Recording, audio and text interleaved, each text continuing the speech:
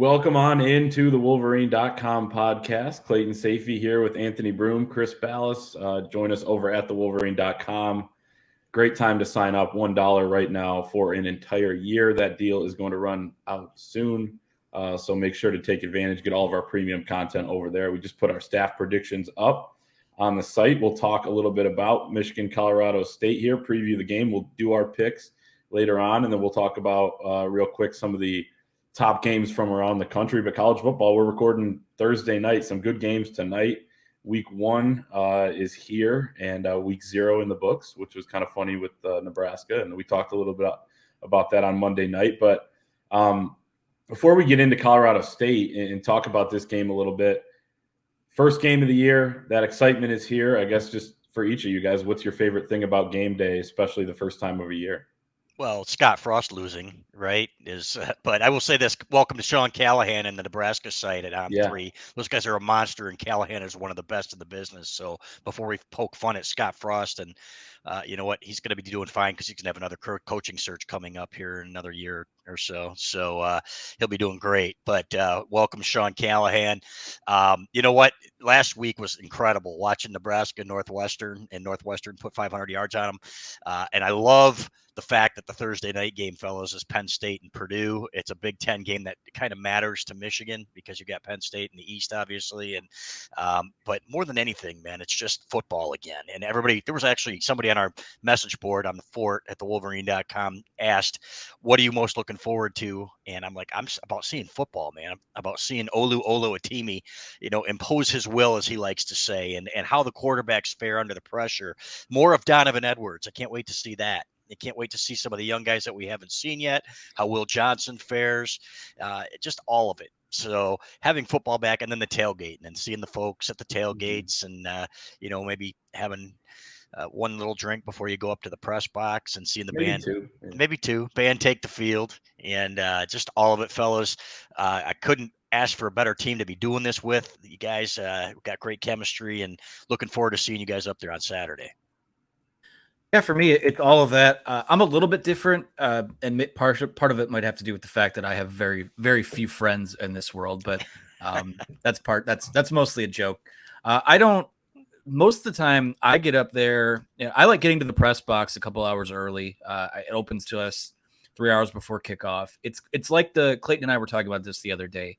It's like the calm before the storm. I mean, the whole week for the most part is chaos, at least the early part. Things start to taper off a little bit on Thursday and Friday, but Saturday is, once toe meets leather at noon, we're going to be working pretty hard until probably Sunday afternoon. And Chris, and your, from your perspective, into Sunday evening with you doing the show with Skeen. So it's a nice, get your cup of coffee. You get to see Michigan. Like, Michigan Stadium is beautiful with fans in it, but there's something so peaceful about seeing it just empty, and you see trickles of people start to come out in the field, support staff, specialists, things like that. Football season can be very chaotic for us. So that couple hours where you're up there and there's, you can barely hear a pin drop. That's peace for me. I love that. I love the walk to the stadium. I've been parking. Last year I started parking sort of down by Pioneer, where you can kind of walk down along tailgates and things like that. And just the atmosphere to see, you see the certain flags of people who tailgate. They're always in the same spot. You see the same people on the way in the stadium. It's always delightful to see Michigan support staff, people who are so incredibly sweet when they check you in, when they're up in the press box, all that type of stuff. So for me, it's like, yes, the sport is back, and Thursday night's going to be a lot of fun. I mean, week 0, yeah, it is what it is, but we're actually in it now. And it's fun to see a Big Ten conference game played on Thursday night. There'll be another one Friday night. Illinois and Indiana will play, although a lot less stakes on the line in a game like that. It's, I love that we're here. I mean, we're a week away from having Thursdays that have college and NFL. We'll have Saturdays full of college, Sundays full of NFL.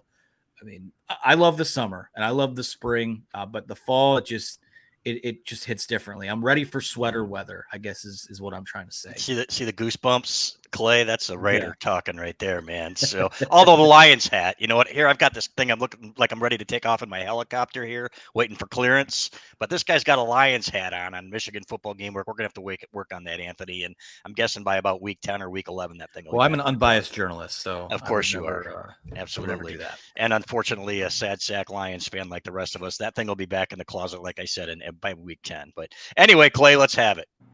16-1 this year. That's my pick for the Lions. But yeah, it's all of it for me too. Seeing the family at the tailgate at least this weekend will be fun, and I can't wait for that dog to sniff my backpack before I'm cleared to go up in the press box. That's always fun too. Glad you said backpack. I wasn't sure where you were going with that. So. Yeah. So yeah, let's talk about Colorado State. I kind of feel bad about for Colorado State. They got one question at the entire Monday press conference, and I think it was I forget what player, but it was like the last question of the day too, which was incredible. Jim Harbaugh with no questions about Colorado State. Hilo had one. This is an interesting team too. I mean, I don't think they're going to be very good, and I think Michigan will win comfortably. Obviously, we'll talk about that, but 54 new guys on their roster, 25 transfers, 11 of which are from Nevada, where Jay Norvell, the head coach, came from. He brought a lot of his staff over from there. A lot of guys that were there with him maybe went somewhere else, but are now reunited with him in Fort Collins. Let's start with the Michigan defense against the air raid offense of Colorado State, because I feel like we've talked so much about quarterbacks and Michigan offense and all those sorts of things. And we'll obviously get to it, but it's be interesting. It's a tough first test for Michigan. I think it's good that they have this test because they're going to have to play Maryland in a few weeks, who's going to open up the passing game. But Clay Millen, their starting quarterback, was going to compete this year for the starting job at Nevada. He sat behind Carson Strong last year, who's now on the Eagles, but he decided to make the jump. And somebody made the good point on our message board. Jay Norvell must be a pretty good coach to get this many starters to come with him to Colorado State. Nevada was winning. They had made 4 straight bowl games, and now they join a team that went 3-9 last year. So I think that's significant. 5 starters on the team projected are from Nevada, and 7 are transfers. So that's just on their offense too. So what do you guys expect to see, I guess, from the Michigan defense here? Well, number one, I hate that. You know what, all these guys are leaving. The program's basically decimated, right? Because the coach leaves and these guys are immediately eligible. But I guess if coaches can leave, then players should be allowed to be eligible right away too. So there's that. I do expect some, I wouldn't say growing pains in that secondary. You know, one of the things, and you can read about it in your ITF tomorrow, that secondary still has a little bit of work to do at Michigan. Now they're going against some elite receivers, but you're going to be seeing some rubber out. You're going to see that ball going in the air, as I wrote in Keys to the Game. You know what? They want to take their shots at the end zone, and Millen's got a good arm. He can get it there. He's got a big arm. So he's only played, I think, started 15 games in high school, and this will be his first start, and it's at the Big House. So you don't know how he'll respond, but it's going to come down to pass rush. It's going to come down to how they disguise those defenses. What a great job Mike McDonald did last year, for example, against Ohio State's passing offense. And we know that Jesse Minter is similar. So, but you can't have the broken plays, fellows. You can't have a guy running behind you because, you know, one of the 5 wide receivers on the field gets behind you and somebody blows an assignment. So I would imagine they're going to have a little bit of success through the air initially and until Michigan adjusts, but it's going to be up to the offense to keep pace. And I think they will. I think they should be able to put up a ton of points. But that's one of the beauties, guys, of each year. You don't really know until you get into it. We understand that there are a lot of great players on the Michigan offense, right? But we don't know the dynamics, between the new offensive linemen and how long it'll take them to gel. Maybe some guys have some butterflies, but to me, this will be one of those games where I think Michigan will score quite a bit, but it wouldn't surprise me at all if Colorado State moved the ball a little bit too, with all those receivers running all over the place.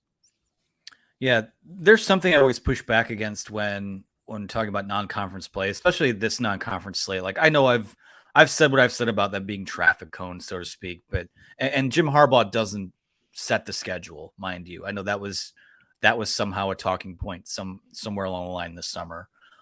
What games like this will do? I mean, like you said, I think there will be growing pains a bit for the defense, but that's fine. I mean, you want that to happen now. You want to set a baseline. You want to put stuff on film you need to get better at. There are just some things, I know that Michigan's offense is talented and the defense practices against them every day, but there's some things you just can't gauge until the intensity is a bit higher. The jersey color across from you is different.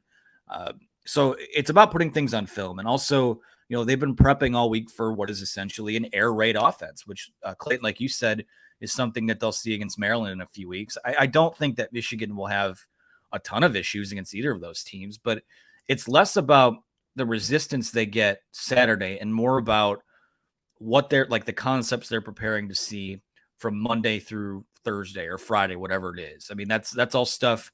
A lot of these things come back to, I won't say haunt you later in the year, but they come back and it's something you have to prepare for later in the season. And when you have that baseline of, okay, we prepped for the air raid in week 1. We thought we did pretty well with this, but these are some things we need to improve on, some things we need to tighten up. That's where that's where this comes into play. They'll win on Saturday. Like, this isn't an Appalachian State thing where you have 13 future NFL guys on the roster. Not that we knew that was coming at the time. And I know people are always bracing themselves for that, but that was literally a 1 in a million chance of that happening. This is all about setting a tone, setting a baseline, figuring out what you are. Even the offensive guys have said they want to know what their identity is. They're ready to see things that they practice put into place on the field. So to me, that's where it is. I mean, it's going to be a good test for a young secondary. It'll be a great test for a pass rush that has a lot of guys, but not 1 or 2 guys right now, which I think is fine for now. But later in the season, you're going to need some guys that emerge as playmakers at that position. So those are all kind of the baseline things I'll be looking for in this game this week. Couple key numbers to know about the Colorado State offense. Offensive line combines for 92 starts together, but none of them have played next to the guy that they're going to be playing with. So that is interesting. 4 out of 5 are transfers. So Chris, as you mentioned, maybe there'll be some stuff with, the Michigan offense or whatever, and, seeing how they mesh and all this stuff with the offensive line, Olu coming in. I'm excited to see that and see how it plays out as well. But same thing's going to be going on the Colorado State offensive line. And then Nevada, the offense, basically they're running with 5 guys from there, starting 77 plays of 20-plus yards last season from scrimmage. That ranked 11th in the country. So Jay Norvell and his offense, they can, kind of figure out how to get some big plays there.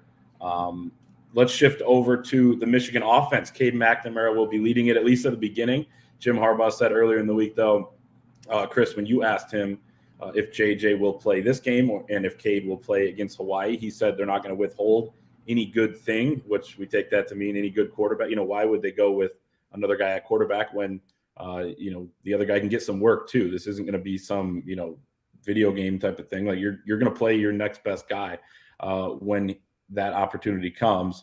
The Michigan offense, I mean, I can't wait to see Ronnie Bell back on the field. You mentioned Donovan Edwards, what kind of role he's going to have, what they're going to do with him. I think Michigan's going to be able to run the ball on this front 7. There's a lot of question marks there. One of their starting inside linebackers walked onto the team last year. And talking to Kevin Lytle from the Coloradan, I believe is how you say it, he said depth on defense is huge. And then somebody pointed out on the message board, well, it's going to be about 90 degrees. And that will test them as well against a high-powered Michigan offense. So something to watch there. But what are you guys looking for from the Michigan offense? Lot to look for. Yeah, I want to see more balance. I want to see, we know they can run the ball most likely, right? I want to see a little bit more passing this year, and I think we will.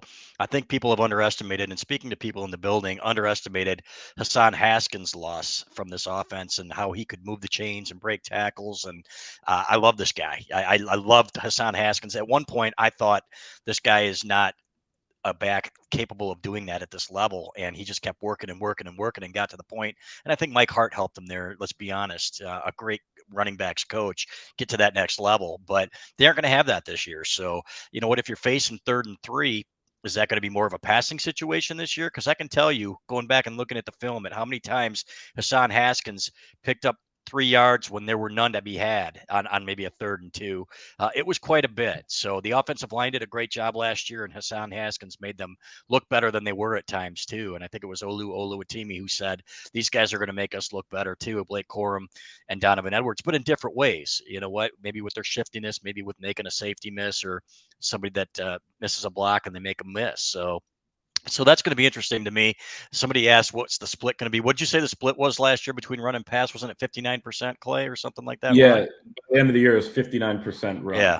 Yeah, I'd like to see 55-45, and I'd like to see them work on those aspects because they've got so many receivers, guys, so many weapons. Look at the tight ends, Eric All. You know what? Take your shots, do some play action. I wouldn't even mind it if they open it up with a little play action on first down and take a shot. But I'm not expecting it. You know what? We'll have to put some bets on that. But it's going to be fun to see how they use these weapons. And to me, I don't care who's at quarterback, and we've said this a million times. It is going to be. We knew the answer to that question, what Jim Harbaugh was going to say. We expected both quarterbacks to play in both games, and we expect both quarterbacks to play probably throughout the year. There are some people who absolutely hate that, and it blows my mind. You know what? You've got two capable guys that can do things. Go for it. Have fun with it. So, and to me, it's going to play out. I'm glad I'm not the one making the decision in some of these big games. We were talking about Iowa, for example, but Cade McNamara is a more than capable quarterback. J.J. McCarthy is potential NFL starter at some point with his skill set. So to me, you can't lose. Yeah, I'm with you there. I think to expound on the quarterback thing a little bit more, I thought it was someone on the board. I saw that like in the first two non-conference games last year, Michigan's run pass balance was like 74% and 71%. That ain't going to cut it in these first two games. Like they can probably win that way and be fine. But if you're sitting here telling us that this quarterback battle is ongoing, I'm sorry, like you're just not going to get a true evaluation. If let's say like even Cade McNamara and JJ McCarthy, let's say Michigan's beating these teams so badly that they only play in the first half. I don't see how you get an evaluation on what those guys are doing with less than 15 attempts, 20. Like is 20 attempts too high? I don't know. So I don't expect them to be the air raid, but I do think that at the expense of maybe covering a spread or two or what have you, I think that they will try throwing the ball a little bit more. Last year, the reason they did run as much as they did is because they came out of camp knowing that the strength of their offense is going to be Hassan Haskins and Blake Corum with Donovan Edwards in there and their offensive line. And I think to a certain extent, that's still something they want to work off of. But again, if you're selling us that, and I take Jim Harbaugh for his absolute gospel truth. I don't think he's, at this point, I think that this, he says what he means and that's how it is. If they're still going to sell the fact that this is a open quarterback competition and that, JJ start in week 2 isn't an appeasement or Cade's start in week 1 isn't just because he won the Big Ten last year. You have to put that on film. That this is an evaluation and what you guys want to see. Some guys just take it to a different level in practice or in games as opposed to practice. I know it's a rival team, but the old bit about Charles Rogers at Michigan State was that he was an absolute dog in practice and not a dog in like now dog is cool. It's cool to be called a dog. He would kind of be a bit of a just kind of sleepwalk through it. And then when game day came, that dude was a superstar and arguably the best receiver in college football. It's a little bit different when you're a quarterback, but I want to see it. All the practice. The best thing about this, and Clayton, this is something else you and I talked about, is that Saturday, like the speculation, the talk, the bits, what people say is clickbait coming from us. It's done. The film will tell the story, and I'm excited for that above all else. Yeah. No doubt. And even then we'll see against these type of opponents how much exactly we learn. I do think they'll pass a little bit more. I think it'd be at this point in this season too a disservice to the skill position players that they have. They want to spread the ball around. They want to get these guys some work in game action. These guys have been working for a long time. And as Jim Harbaugh said a week ago, his team's been ready to play for a week, which is, so these guys are chomping at the bit. They all want to get theirs. That said, though, Colorado State, they allowed 166.3 rushing yards allowed per game last year. That was 9th in the Mountain West. Nevada was actually the worst, at even worse than that in the Mountain West under Jay Norvell. So, not saying everything's going to translate from, with such a new roster on this team, or it's, he's going to bring whatever was there with Nevada in terms of how they're going to play. But, just something to watch there. We'll talk a little bit more about this game in a second when we make our picks. Let's talk about some of the other games around the country, though, before we do that. In a segment we will call No Man Knows the Future. I think it's fitting Jim Harbaugh on Monday. It's biblical. It's biblical. Yeah, it's biblical. And here's the thing, too. It's so ironic in our business because we got to pick stuff. Hell, we just threw the staff picks, Chris, you did on the site, all that stuff. But it's a great cop out. You can just be like, well, no one knows, so what's the point? So I even threw that in my pick a little bit, although I did have a final score. But let's look at some of the games around the country tonight. Our producer Hutch's Penn State Nittany Lions are going at Purdue. Purdue 3.5-point underdog at home. I got Penn State winning and covering. I think people are sleeping on them a little bit this year. I know Purdue's good and could potentially compete for the West, but I got Penn State. I didn't know Hutch was a PSU guy. Yeah. Man, now we're gonna have some fun with that. So, Yep. Hutch, I don't know, man. I've been thinking about Purdue in this game, and an opener on the road like that. If the crowd shows up, Purdue has gotten some people at home. We know that, and they've got a very good offensive head coach. So I think Penn State, the strength of their team is going to be their defense, and then of course Sean Clifford back for his 10th year. So doing the retirement ceremony, I think they have a rocking chair ready for him at halftime of that one. So, but anyway, I go back and forth on this one. I don't think we are lucky enough to have Nebraska and Penn State both lose. I think Penn State will probably win that game in a tight one, but you know what? Keep an eye on Purdue. They could certainly win that game. I'm on Purdue as well. I think it will be a tight game. I don't need to make a money line prediction here, so I will say that I think Purdue covers. I think that the total on the game is probably going over. I think that there's going to be some fireworks here. Not to beat a dead horse with some of Penn State's recent struggles, but 11-11 their last 22 games under James Franklin, and Thursday night on the road, it's a weird vibe. I don't know. I like James Franklin is still kind of like sort of taking shots at his offensive line, like not direct shots, but kind of odd there how that's gone down since Big Ten Media Days. So I'm gonna go with Purdue here. That's my pick. I don't know if they'll win, but I think they'll cover the number there. Be watching that one in beautiful Westphalia tonight, so can't wait. And Hutch, 11-11, that's not good enough, buddy. Just not. You golfing at Huckleberry? Not this time. So okay. Just going to be drinking some Busch Light and watching some football, hanging out with the great people of Westphalia. And Austin Fox, of course. Yeah, and Austin Fox. A great town with great people, of course. They got some airtime on the Huge Show a couple weeks back. Let's talk Oregon versus Georgia. Georgia, the defending national champions, 17-point favorites at Mercedes-Benz Stadium in Atlanta on Saturday. Oregon could potentially, compete for the Pac-12 here. 17 points feels like a lot, but at the same time, I think I'm taking it. I think Georgia is just going to shut them down with their defense, which lost a lot but still returns a ton. And I got Georgia in this one. Yeah, I think so too. That's a program that knows how to win, and they're going to put up some points. They were men against boys when Michigan came to town, and I think it's going to be the same with Oregon. So I think that offense will be a little bit tougher for them to stop than Michigan's was last year. Michigan didn't show up, but to me, that environment and that team, I think they're going to have a good shot to cover that. Yeah, I've got Georgia too. Stat of the day here for people thinking Oregon. Oregon is 6-13 against the spread in their last 19 games. This is basically a home game for Georgia playing at Mercedes-Benz Stadium. Oregon has to come. I know it's a 3:30 kick, but they still have to travel across the country. This is one of those, I get it. The bit every year when national champs lose a ton of players is, here comes the drop. No, I think Georgia wins big. Tons of 5 stars coming in, right? Exactly. If you're a national champion, it means you recruit at an insane level. Some, by hook or by crook, I guess you could say. And Georgia does. Dan Lanning, new head coach at Oregon, coming back to face, the team. He was just the defensive coordinator there, stayed on for the Michigan game and the national championship. This is a sneaky good game. Utah at Florida, first game for Florida with the new staff. Utah also looking to compete for the Pac-12. They are a lot of people's dark horse college football playoff pick. Florida only a 3-point underdog here. I actually have Florida. I think they're going to get it done, at least keep it within the number. I don't.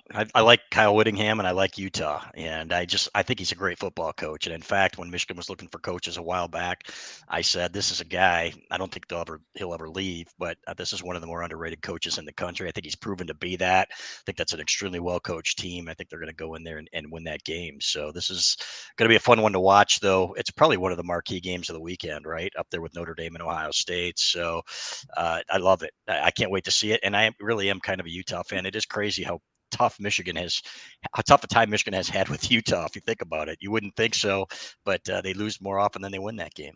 Well, think about this. They schedule that 3-game set with Utah, 2 at home, the 1 on the road. Utah gets all 3. All Who would 3 have thought when they scheduled that in the Lloyd Carr era? Crazy. Well, if you told me that Rich Rodriguez was coaching, then I probably would have. So right, but we didn't know that at the exactly. time, so yeah, there it is. I think that's one of. I could be mistaken here, but that is one of just a handful of series that with more than one game played where Michigan does not have the all-time advantage, or at least probably right. Yeah. Yep. So a lot of people saying that could be a Rose Bowl matchup this year if Michigan doesn't win the Big Ten. So we'll be watching Utah closely. That team just. Even in the Rose Bowl, I mean, they punched Ohio State in the mouth. Ohio State just had too much firepower. I have to say, one of my favorite traditions this time of year is when like a fan base like Florida or Tennessee or one of those SEC schools like hires a new coach and there's a ton of hype. Everyone, it's a home game and you get popped at home in the first game of this new coach's era. I think that's going to happen again. I think Utah probably wins by, I don't know, 8-9 points, whatever it winds up being, and goes into the swamp and gets a victory and some very sour feelings for Gator fans in the first game of the Billy Napier era. I'm going to use a media cliche. I wouldn't be shocked if all that happened too. This is kind of my bolder prediction. I would love to see Utah go in there and win that game. So there's another hedge by me. Number 5, Notre Dame at number 2, Ohio State. Really the game everyone's been talking about. The biggest game of the weekend here to kick things off. I'm excited because we got the noon game. We'll be writing all afternoon, but hopefully be done by 8 o'clock for this start. Ohio State, 17-point favorites at home. Notre Dame, first game under head coach Marcus Freeman. Questions about the Ohio State defense, questions about the Notre Dame defense. I like the over in this game, 59 points, but I think Ohio State's going to cover the 17. I think it'll be close in the first quarter, maybe quarter and a half, but they'll start to pull away. They got too many weapons on offense. It's a big number. It really is. But you know what? Is Notre Dame going to be able to move the ball through the air? If they can run the ball a little bit, early, then I'm going to be intrigued. But I see Ohio State putting up a ton of points on this team. I really do. And that's an elite offense. You saw how they put 27 on Michigan, and it took red zone stops, number 1. Michigan played a great defensive game, number 2. You know what, they 400 yards passing, you know what, and it wouldn't have seemed like it, but you look at it and it's like, okay, because they have so many weapons, they're going to put up points. So I think that, I think it'll be a game in which Ohio State covers late, and but I do see him covering that 17 points, and then we can stop reading about Marcus Freeman for a while and how he's, the next god of the coaching ranks. I mean, I'll sing Marcus Freeman's praises if he does cover the 17. Mm-hmm. I do. I'm going to go with Notre Dame to cover that because it is a big number. I think that there's going to be a lot of points scored in this game. Wouldn't shock me to see Ohio State top 50. I think they could do that to a lot of people this year. But they have defensive questions too, and that's a new complicated scheme that Jim Knowles is putting in. I do think that Notre Dame's going to be able to punch them in the mouth a little bit, and maybe it's a backdoor cover, but I think they'll find a way. I don't know why I feel that way. I wouldn't bet the number. I think I'd probably be more betting the over in this game, which is set at 59. Ohio State could get there, on its own almost. So, but for the purposes of this, I'll take Notre Dame to cover. You got to have a little bit of separation here in picks, so we're not all, And if you want to call me Notre Dame slappy, that's fine. I did go to 10 years of Catholic school, so that's true. Yeah, Notre Dame, I like their offensive line. The number 2 offensive line in the country, according to On3 in an article this offseason behind Michigan. So let's talk about that Michigan game, and our picks are out on the site, so go read the whole article. Always fantastic. I've been reading these for a long time, Chris, putting together a little humor in there, a little analysis, and then all the picks, of course. So super fun to be a part of those, of course. I got Michigan winning this game 45-10. That would be covering the spread. Torn on that. I wouldn't bet it if if I were a betting man, which I guess I am, but so I won't be betting it, I guess is a better way to put it. George Hilo was saying the other day, he was at Colorado State in 2017 when they played Alabama, and teams like Colorado State, it's kind of the us against the world mentality. They came in ready. They only lost that game to the eventual national champs by 18 points. They scored 2 touchdowns late to get there. So keep that in mind when you're betting this. They're not going to give up, especially with the way they run offense. But I don't know. That's the score that I kind of came to mind, and that's what I got. Yeah, I think I had 41-16. I think they'll get to the red zone a few times with that passing game, and Michigan will hold them to some field goals. You kind of still have to have a running game right down by the goal line. So as long as you don't give up the big plays and give them up over your head, you think you should be fine. So it was interesting to me that the spread, I think, went from 27 to 31 overnight, literally overnight. And it's like, who knows something, what's going on here, who's not playing for Colorado State or whatever. So that'll be fascinating to see what happens when they take the field on Saturday. But I think Michigan's got too much firepower. I think that the offense will get rolling. And I think even Karsh picked 59 points for Michigan, which surprised me. I think Norvell's a good coach. I think they are going to be a well-coached team. And I think in time, that's going to be a pretty good football program under him. But Michigan's got too much, and I think they pull away in the second half. It'll be comfortable at halftime, then they pull away in the second half. Yeah, I said it in the staff prediction piece. I mean, I have Michigan 49-16, so I guess that would be them covering. I wrote this in the prompt that I sent in too. I mean, I just like the way they handle their business. I mean, it's similar to last year, but also there's a swagger about it now because they have won the Big Ten. They did go to the playoff. They did have a great season last year, and none of them. I haven't heard a single person rest on their laurels in any of these media things that we've had since February. So when spring football started. So. I think that Georgia game was sobering to them. I think that they are fueled by that, and also the Michigan State game last year. Again, this has been a workman-like group that it's almost, they have a good staff and things are very organized, but it almost feels like things are kind of self-run right now, self-sustaining, and that's why you can bring in a transfer like Iyabi Anoma. That's why you can announce that you're going to start 2 quarterbacks in 2 different weeks, and no one really bats an eye at it. Jim Harbaugh has said it. This team doesn't flinch. I think that they do have championship DNA. I think they do have the ingredients to get back to the heights that they were at last season. And I think they'll take care of their business on Saturday. So, part of my prediction was that Cade plays well, is efficient, takes care of the football, has a couple chunk plays through the air, and then drops the football on the sideline and tells number 9 it's his move next week. So, yeah, business-like win. I think that they'll be able to do what they need to do to get out of this and without any major question marks moving forward. Yeah, it'd be interesting to see both guys even play this week.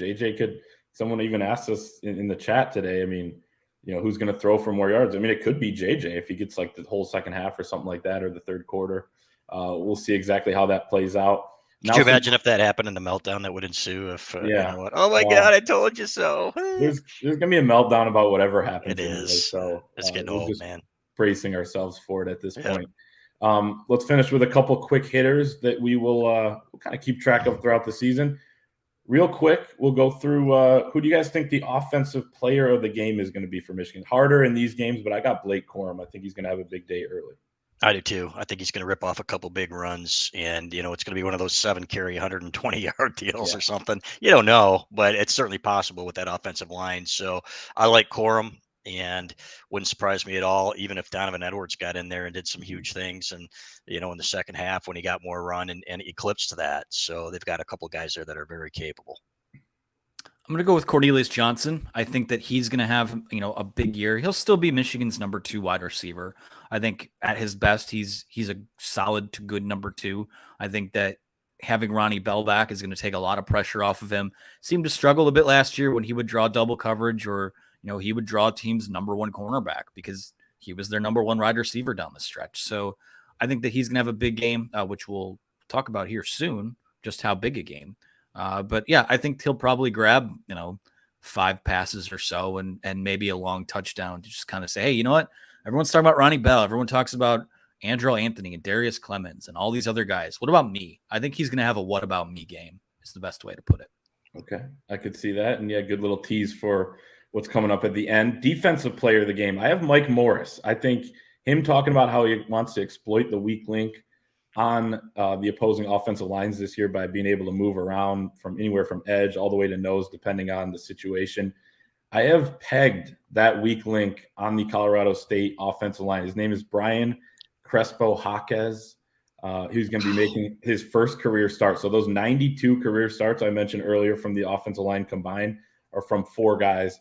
He's making his first start. He's a redshirt freshman at the left tackle spot. I think Mike Morris is going to be able to overpower him in his first game after redshirting last year. So I'll go with Mike Morris. I think he'll have maybe a sack, maybe force a fumble, something like that. There's a little bulletin board material for Brian or whatever it is. So I'm going with I'm going with Junior Colson, man. I think he's going to be coming from all angles, and I think you're going to see him more involved in the pass rush this year than a lot of people think, because he's got that ability. They can stand him up. Remember how they used to stand Sean Crable up sometimes in the middle of the line, use his athletic ability? It's probably before your time again. I can't believe how old we're getting. No, I'm a Crable guy. All right, well, there you have it. So, but I think you're going to see Colson used in a number of different ways. This guy's a specimen. I don't think people understand how good this guy really is, and excited to see it. I'm excited to see what kind of a year he has, and the linebackers in particular, but I think he's going to have a big game and a big year.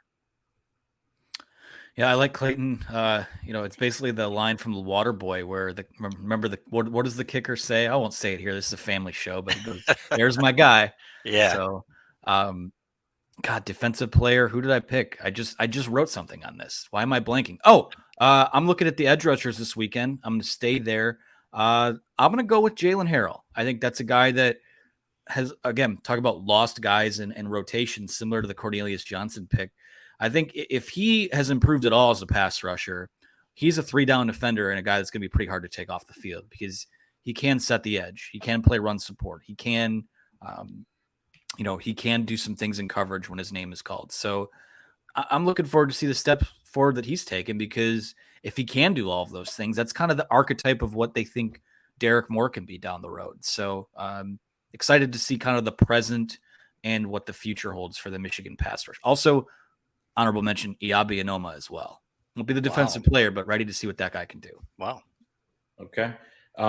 Freshman you're most excited to see, real quick. Kenneth Grant for me, because we didn't see him in the spring, and that guy at 356 pounds. I can't wait to see him go against some of those guys on Colorado State. I want to see how Will Johnson covers. He's going to have an opportunity this week, and let's see if he's as good as advertised, and if he can hang with these guys. And if he can, that's going to be great news for Michigan. And really anxious to see, really, on the other side, Mike Sainristil, how he does in coverage. This is a good first test for him, switching positions. Even though I'll go with Will Johnson too. Again, for all the reasons Chris just said, and also last year, Jamon Green lost his job because DJ Turner came on. I think Jamon Green's improved, but his challenge is going to be holding off Johnson this year, and we'll see how long he's able to do that. Let's finish up with a new sponsor. Football is back. There isn't a way to enjoy watching your favorite team more than playing daily fantasy with our friends at PrizePicks. PrizePicks is the simplest form of real money daily fantasy sports and pits you just against the numbers. Whether you're a fantasy sports nut or a casual fan looking to add some excitement to the games, PrizePicks is the perfect game for you. It's the best way to have action on the games in states like Michigan, shout out, Kentucky, Alabama, Florida, Texas, Georgia, and over 70% of the United States. PrizePicks is currently operational in over 30 states and Canada, not Ontario though. You simply select 2 to 5 players and predict if they'll go more or less than their PrizePicks projection. You can win up to 10 times your money on any entry. The payouts, looking at the site today, are really good. My picks for this week, I took 2 different sets of them, but Keaton Slovis for Pitt, transferred there from USC. He's going up against JT Daniels and West Virginia. I saw John Beeline tweet about the backyard brawl rivalry, which is back for the first time since 2011. He's going to go more than 264.5 passing yards. I have that partnered with Blake Corum going over 107.5 rushing yards. Those are my, got those things together there. What are your guys' picks for this week? I've got Ronnie Bell over 68.5 yards receiving. I think he's going to have a big one, and I think he's going to have 4 or 5 catches early. Cade McNamara loves this guy, right? You remember that last year. And in the opener against this team, I think he's going to go over that. I also think that Blake Corum, I'm going to stick with Michigan and say that Blake Corum runs for more than 107.5, probably in the first half, to be honest with you. And then we're going to see a lot of Donovan Edwards, hopefully some CJ Stokes. Excited to see him, guys. Nobody mentioned him as a true freshman, but you want to see the running style and see if he's as wiggly as they say he is, and take a look at the future. Mm-hmm. Yeah, my picks for the week, I went one Michigan guy, one Ohio State guy. The aforementioned Cornelius Johnson, his receiving yards number was set at 48.5. I'm going with more than that. I think he's going to have a big game. And then Marvin Harrison, Ohio State wide receiver, obviously the son of Indianapolis Colts royalty. His number is set at 5 receptions against Notre Dame. I think Jackson Smith and Jigba is going to get a lot of attention. I'm going more than 5 for Marvin Harrison. So we're going more twice this week. So more, They say less is more, but I'm going with more is more. More is more. What was Marvin Harrison's dad's name? Are you kidding? Yeah, I'm joking. I hope so. I was going to say, we're about ready to replace you. Exactly. So everyone out there, join us. We're going to be doing these, and we'll talk about it on the message board as well all season long. Download the PrizePicks app or visit PrizePicks.com. I just did it right on my computer. Super easy. Sign up using the code Wolverine. You get an instant 100% bonus up to $100 on your first deposit. So if you deposit $100, PrizePicks will give you $100. If you deposit $50, PrizePicks will give you $50, on and on, up to $100 there. Don't forget, that's the PrizePicks app or PrizePicks.com in the code Wolverine. Make sure to give us credit there to claim your bonus today and take your viewing of your team to the next level this season. So thanks to PrizePicks for sponsoring the show. Anything else, fellas, before we go here? Let's get back to writing, fellas. 2 days. Right. Cannot wait, and look forward to seeing you guys up there. Yeah, I would echo all that. And also, Chris, safe travels to Westphalia. Yeah, hopefully we'll make it back in one piece. Absolutely will. Yep. Enjoy the games, everybody, this weekend. Hopefully we'll see you at the Big House.